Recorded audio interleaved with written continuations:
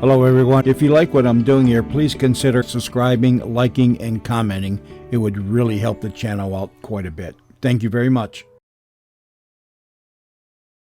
The Couple Next Door, written by Peg Lynch and starring Peg Lynch and Alan Bunce.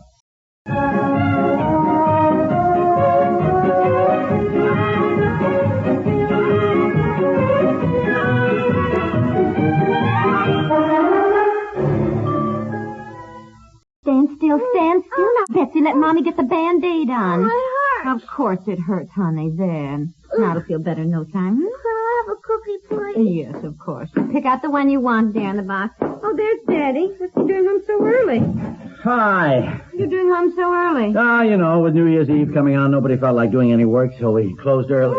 Hey, what's the matter with my girl? It makes me so mad that Mary Lou Kendall pushed her down and took her sled away from her.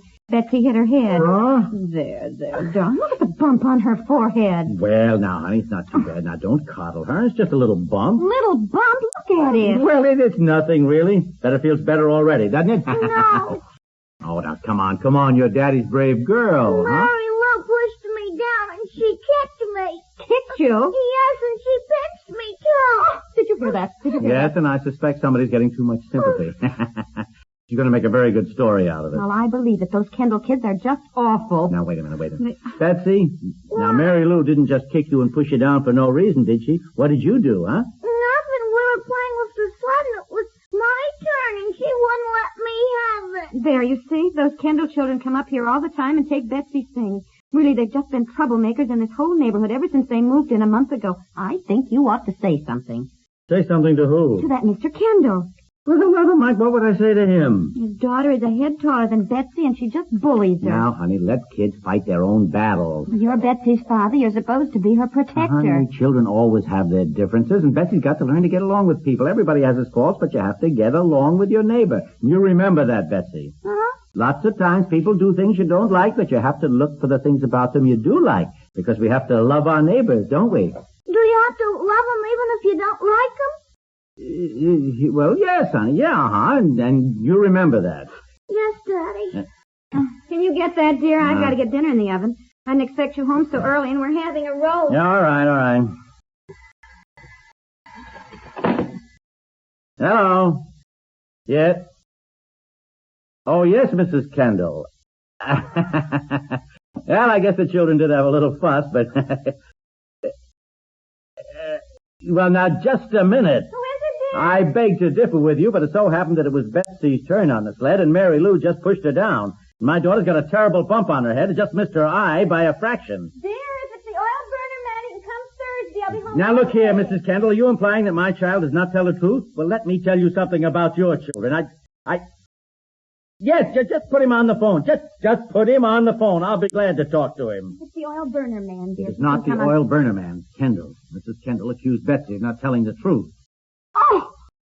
I'm going to talk to him. Well, I certainly... Hello. Hello, Kendall. That's right.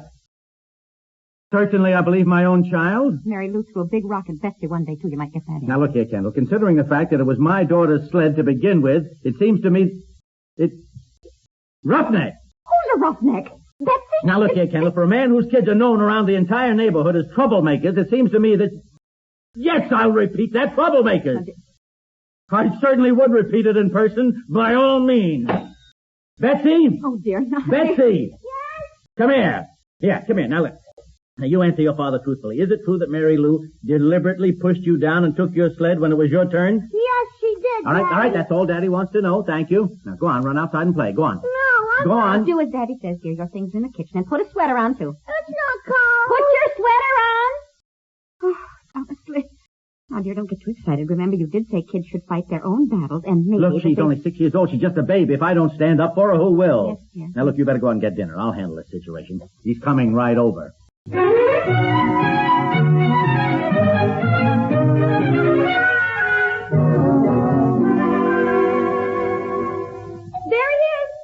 he is, dear. There he is, and she's with him. Okay. Now, don't lose your temper. No, You no. never can think of anything to say when you lose your temper. Listen, if he wants to start something, I'm... Bigger than you are. He's at least 6'3". Listen, I don't care. He is? He looks it. Now, look, I've got no intention of fighting. I'm just going to be very calm and dignified. They want to be unpleasant and nasty. We don't have to stoop to any such thing. No. I'll get it, dear. Good evening, Kendall. Mrs. Kendall. Evening. Good evening. Hello. Hello? Evening. Would you sit down? Oh, thank you. No, thank you. Fred? Yes. Now, you were saying something on the phone about our children being neighborhood troublemakers, I believe? Well, Mr. Kendall, I think we ought to start at the beginning. I would be glad to start at the beginning. I would like to know why every time Mary Lou comes over here to play with your daughter, she comes home crying. Isn't that right, Fred? That's right, Eleanor. Before we go any further, it should be made clear that it was Mary Lou who not only kicked Betsy, but pushed her down. My child never has any trouble playing with other children, Mrs. Kendall. My Mary Lou has always gotten along beautifully with all her little playmates. The point is, Mrs. Kendall, it was Betsy's sled. And it was Betsy's turn to have it. Well, I don't think that has anything to do with it. It has everything to do with it. You can't expect to have a discussion of a subject unless you get right down to the basic problem. You've got to have a logical premise. And if I may say so, you're a fine one to talk about logical premise. The way you've been shouting in the businessmen's club to widen the main street. I think the main street ought to be widened. Our traffic What's it going to do to my business? I'm just getting started here with a new store. Fine thing to have the street torn up for 6 months. We're supposed to be discussing the children, I believe.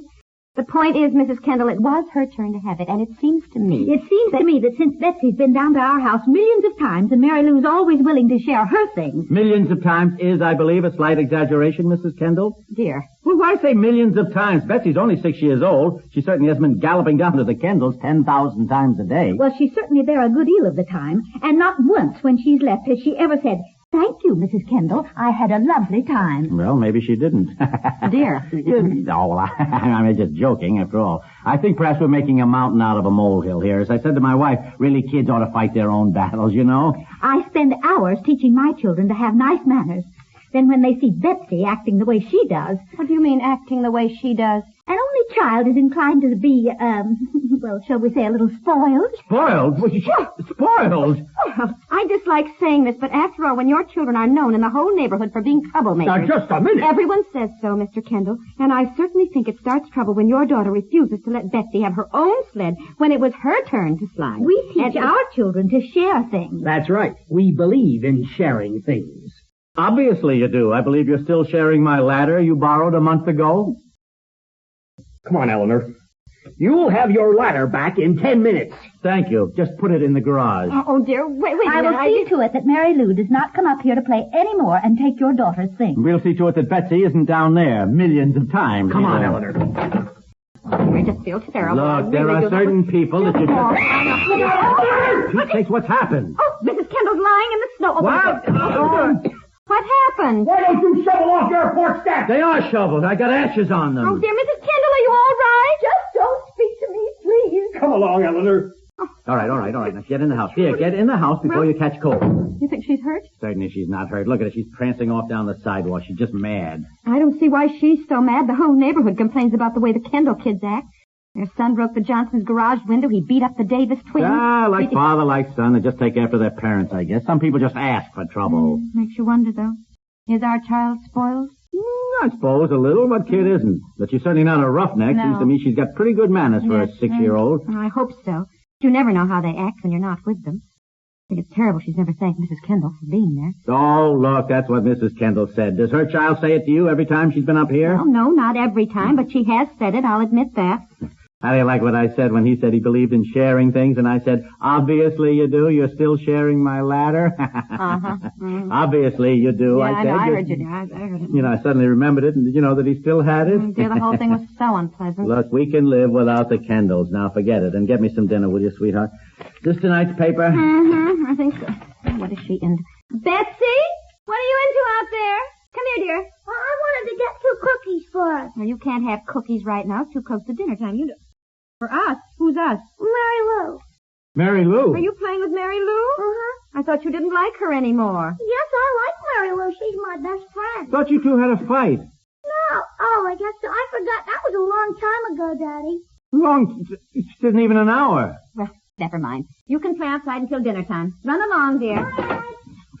Jerry, how you like that? Fail. They're friends again, and now we're not even speaking to the parents. Oh, that's children. Maybe we ought to take a lesson from them, huh? Yeah. Honey, why don't you call the Kendalls up and apologize? Apologize? I mean, tell them what's happened, and we'll make a little joke of it. You know, look at the funny side of it. Yeah. Still, I don't really like that guy very much. No. Well, look, we're living in the same neighborhood. And it's awfully hard on you not to be on speaking terms with somebody. You've got to remember all the time you're mad at them so you don't forget and say hello, Yeah. All right, I'll give Kendall a call. And you don't need to bother calling. There he comes, lugging your ladder. Put on a coat, dear. No, I'm okay. I'm not calling. Look. All right. That is Betsy. He's headed for the garage. Kendall, Fred. Fred, listen, I figure we ought to start the new year right, What I mean is, our kids seem to have made up. Seems kind of silly for us to go on with something that... We've just called the doctor. What? Mary Lou, what are you doing here? Now come on home. My wife seems to have injured her ankle on your icy front steps. Oh, I'm sorry. I just hope you carry liability insurance. Good day. And you come on home, Mary Lou. Come on. Your mother's just had an accident. What's the matter, Daddy? Can't you learn to get along with your playmates? I get along with Mary Lou, all right. Can't you get along with Mr. Kendall, Daddy? Get in the house. Go on, hurry up. Get in the house. And how did it go, dear? Wash your hands, Betsy. Dinner's ready. What's the matter? Seems Mrs. Kendall hurt her ankle on our steps. We may be sued. Sued? Oh, why, nobody does that sort of thing in this neighborhood. Listen, this Kendall guy would do anything. You can see he's just a loud-mouthed, cheap... I can't stand either one of them. They're everything now, that... honey. He's your neighbor, Daddy. You said we should love our neighbors, didn't you? Betsy, go wash your hands, dear. You said even if they did things you didn't like it. Betsy, don't bother Daddy right now. Go on. Didn't you say that, Daddy? Yes. Well, then you should love Mr. Kendall. All right, I love Mr. Kendall. Or Mrs. Kendall. Yes, fine, all right, I love Mrs. Kendall, too. There, you see, Daddy loves him. Now, go on, wash your hands, Betsy. Go on. Boy, now all we need is to have her go running around the neighborhood saying that her daddy loves Mrs. Kendall. Look, after this, when she has a fight, don't get involved. As I said to begin with, let kids fight their own battles.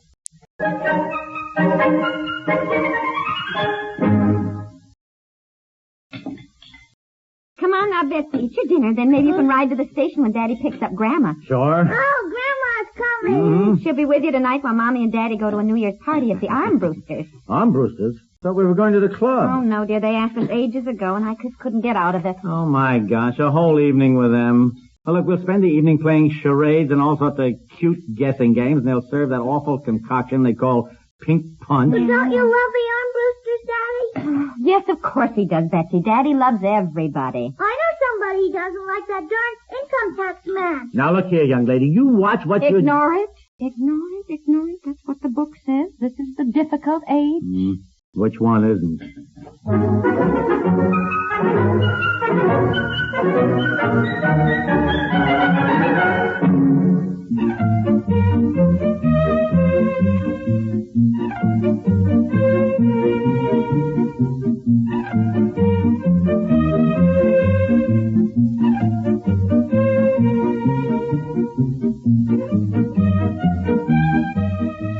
The Couple Next Door is written by Peg Lynch and stars Peg Lynch and Alan Bunce, with Madeline Pierce as Betsy, Charles Mendick as Mr. Kendall, and Dorothy Duckworth as Mrs. Kendall, and is produced by Walter Hart. This is Roger Foster inviting you to listen tomorrow to The Couple Next Door.